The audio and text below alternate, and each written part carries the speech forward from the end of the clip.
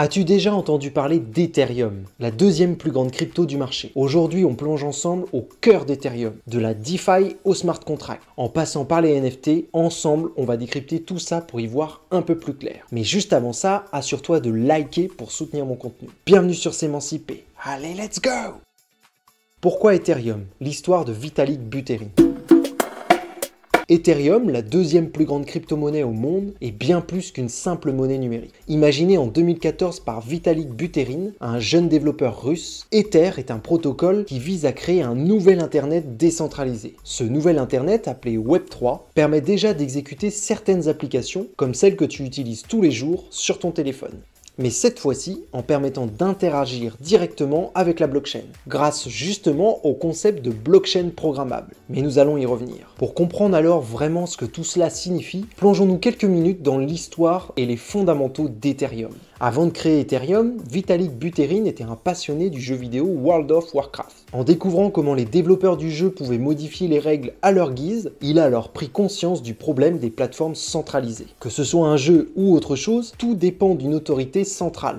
Inspiré alors par Bitcoin, il s'est demandé s'il était possible de construire un système entièrement décentralisé et où aucune entité ne pourrait contrôler l'ensemble des règles. En 2015, grâce à une campagne de financement appelée alors ICO, Ethereum a vu le jour et avait comme ambition de révolutionner l'Internet tel que nous le connaissons. C'est à ce moment-là que le concept de blockchain programmable est alors devenu capital. Mais qu'est-ce que c'est au juste ?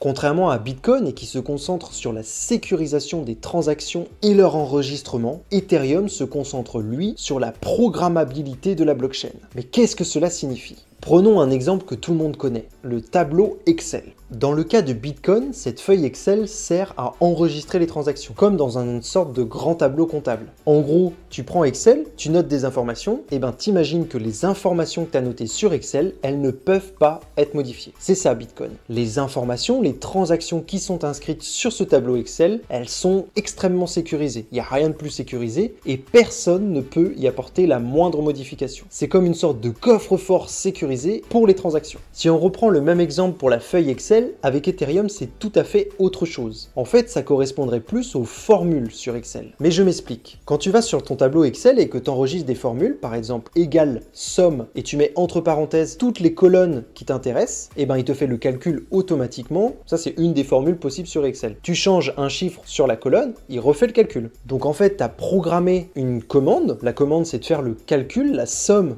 de ces colonnes, et il le fait. C'est la même chose sur Ethereum. En fait, c'est comme une sorte de programme informatique qui peut exécuter des instructions que tu as paramétrées à l'avance. Quand la condition elle est remplie, il exécute le programme. Ces programmes sont appelés sur Ethereum des smart contracts. Un smart contract, par exemple, peut automatiquement rembourser un voyageur si son vol est annulé, sans avoir à passer par une compagnie d'assurance. Pourquoi? Parce que le programme, c'est il a pris son vol, il n'est pas remboursé, il n'a pas pris son vol, il y a eu un problème, il est remboursé. Et c'est automatique. En fait, Ethereum automatise des transactions paramétrées à l'avance. Il peut aussi permettre d'enregistrer des informations sur un token, comme Realty le propose, notamment avec l'immobilier tokenisé. Je te mettrai un lien en description si cela t'intéresse.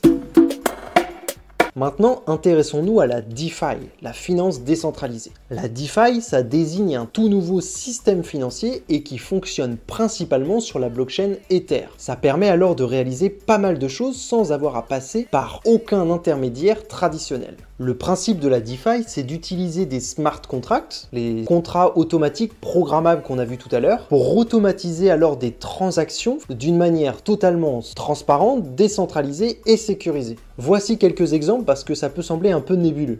Premier exemple, les prêts et emprunts. Grâce à la DeFi, les utilisateurs peuvent prêter leur argent à d'autres personnes et percevoir des intérêts. Ils peuvent aussi emprunter de l'argent en instantané sans avoir à passer par une banque. Ils ont programmé quelque chose pour que ce soit faisable et ensuite des particuliers viennent sur la plateforme, comme sur Aave par exemple, ils empruntent, ils vendent et ils font ça en automatique sans avoir à passer par aucun tiers de confiance. C'est une des applications possibles de la DeFi sur Ethereum. Deuxième exemple, les échanges d'actifs et de devises. Grâce à des plateformes décentralisées, il est possible également d'échanger des tokens, des crypto-monnaies et d'autres actifs numériques Ensuite, tu peux aussi faire du stacking. Des plateformes comme Aave ou Compound permettent également aux utilisateurs de stacker leurs cryptos. C'est-à-dire que tu as déjà des cryptos et tu viens les déposer sur la plateforme qui est décentralisée, donc qui n'a pas d'intermédiaire. Et en les déposant, tu viens les prêter au protocole. Donc en gros, tu as acheté un Ether, enfin une partie d'un Ether, tu viens le déposer sur Aave et en échange, tu reçois des rendements parce que tu sécurises la blockchain.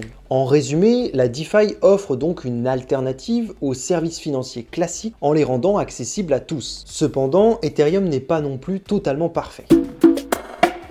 Lorsqu'il y a des transactions en cours, par exemple, les frais de transaction sont appelés des frais de gaz et peuvent devenir très élevés. Aujourd'hui, au moment où j'écris cette vidéo, les frais n'ont jamais été aussi bas. Mais il y a eu des périodes où ça coûtait très cher de faire des transactions sur Ethereum. C'est comme si tu étais un peu dans une file d'attente. Plus il y a de monde, plus tu dois payer pour passer devant les autres. C'est l'un des grands défis qu'Ethereum cherche à résoudre avec des solutions comme les Layer 2, des technologies comme Arbitrum ou Optimism qui réduisent la charge sur le réseau principal. Bon, je vais pas forcément rentrer dans le détail pour pas te noyer d'informations, mais en gros, Ethereum c'est le cœur et autour, il y a d'autres protocoles qui se sont créés et qui permettent, si tu passes par ces protocoles, d'aller plus vite et pour moins cher et ensuite eux transmettent l'information au noyau central. Ethereum c'est un projet qui est en construction, en co-construction et du coup ces solutions de Layer 2 qui gravitent autour, c'est peut-être un début des solutions pour que ça coûte moins cher et que ce soit plus efficace, plus rapide, etc. Mais il y a aussi la solution d'Ethereum 2.0. C'est une mise à jour du protocole et qui vise à rendre le réseau plus rapide, moins coûteux et aussi plus respectueux de l'environnement. En effet, Ethereum a récemment abandonné le système de Proof of Work, le même système utilisé par Bitcoin où des ordinateurs doivent résoudre ensemble des problèmes complexes pour valider les transactions, ce qui consomme d'ailleurs beaucoup d'énergie. Il est donc passé à un système appelé Proof of Stake. Et voici en gros comment ça fonctionne. Au lieu d'utiliser les superordinateurs qui sécurisent le réseau Bitcoin, les participants verrouillent une certaine quantité d'Ether comme garantie pour valider les transactions. Qu'est-ce que ça veut dire? En gros, c'est ce que je te disais tout à l'heure. Les gens qui ont des fractions d'Ethereum ou peut-être des Ethereum entiers, ils viennent les bloquer sur une plateforme décentralisée, je sais pas par exemple Aave,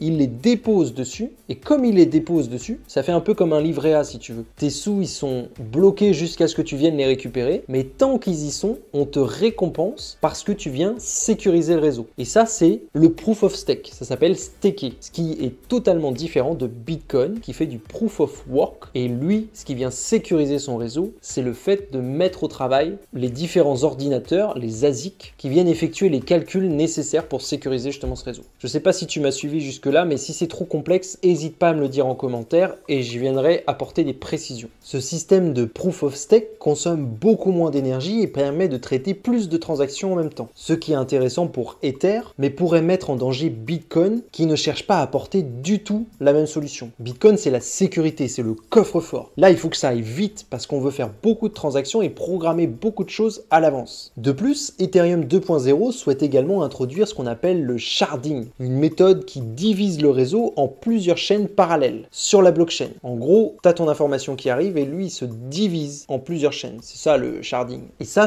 permet aussi d'augmenter la rapidité du réseau et de réduire les frais. Le but d'Ethereum, c'est d'aller le plus vite possible pour le moins cher possible.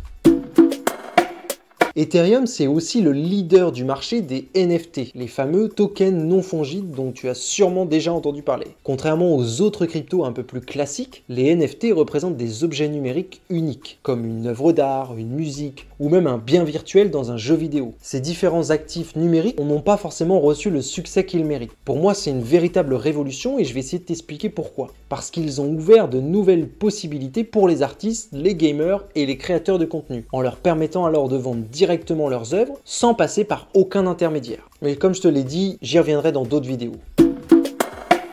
Pour conclure, j'avais envie de répondre à cette question. Pourquoi Ethereum est aujourd'hui si important? Je pense que tu l'auras compris, tout au long de cette vidéo, j'ai essayé de te l'expliquer, mais Ethereum est bien plus qu'une simple crypto-monnaie. C'est une sorte d'infrastructure mondiale et qui transforme la manière dont nous utilisons Internet et les services financiers. Grâce à sa décentralisation, il permet plus de transparence, une meilleure sécurité des données et moins de dépendance aux grandes entreprises technologiques. Bien qu'il existe encore des défis à relever, Ether est déjà à la pointe de l'innovation et représente une vision d'un Internet 3.0 plus juste et plus libre. En même temps, vu d'où on part avec le 2.0, il pouvait pas vraiment faire pire. Que ce soit grâce à ses smart contracts, sa domination dans la finance décentralisée ou sa transition vers Ethereum 2.0, Ether redéfinit alors notre manière d'interagir avec la technologie. Il porte ainsi en lui la promesse d'un avenir décentralisé où chacun pourra à terme reprendre le contrôle de l'ensemble de ses données et de ses finances. Mais n'hésite pas à me dire ce que t'en penses dans les commentaires. Merci beaucoup en tout cas d'être resté jusqu'à la fin de cette vidéo. Je sais que c'était un sujet très complexe et si ça t'a plu, pense à t'abonner. Tu seras peut-être intéressé par Bitcoin et mes différentes explications sur son fonctionnement, alors je te mets ma vidéo juste ici. Et encore une fois, je te remercie et je te dis à la semaine prochaine.